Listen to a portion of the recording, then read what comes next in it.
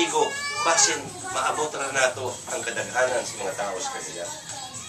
So with that, kung gani ko ninyo, bani among grupo, and I will give you the next guy who will talk, si Sammy Hardin, atong congressional candidate dito sa District 2. Dini.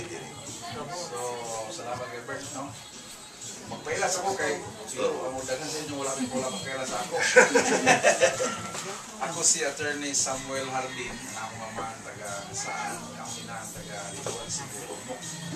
Pero dili na kita ko sa Lapasan.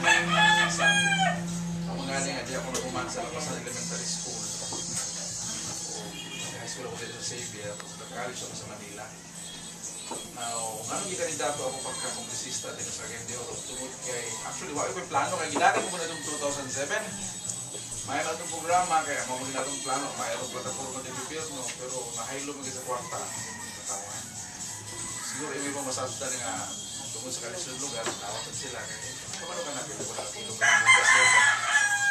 Ang panong tao, ibotato sa konsensya. Pero, muna na ang pagkaroon itong 2010, layo kasi ako lalay, layo kasi ako noon na akong kandidato. Kapag naghangin mo kasi noon na Aquino nga Sam, wala yung tindugya sa Agendio para ka na ito.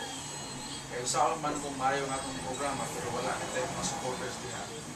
Niya, dito sa pagkakirat ng mga votes kay ano din natin kaya siguro wala ka nang computerized na. So, base doon malalisa na nangyayari sa election. Nabalikon ko sa akong pag-eskwela sa Ordinary Manila, dito na ako nakailaw, nakaupan si Nene Aquino. Nakaupan kami sa Student Council, ako ang panahon na freshman representative, siya sa junior representative. Kauban maginamo ang kanang presidente ko na si Xavier, si Father Joe Villarica na siya, senior rep. So, kaila kami since 1979, 30 years na.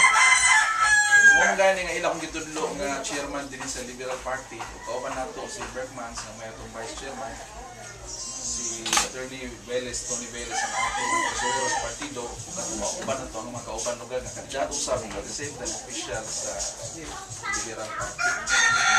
Ang ginawang katman nga ro bugat-bugat kay nakalingkod lang siya lugar mo na si Jose Rodriguez, pati niyang ibalita nga wala kang siya kontra, pero kanang nga sila dili ka na sunod. Kaya din sa ato ikatwang distrito, kami karon ang single file lugar sa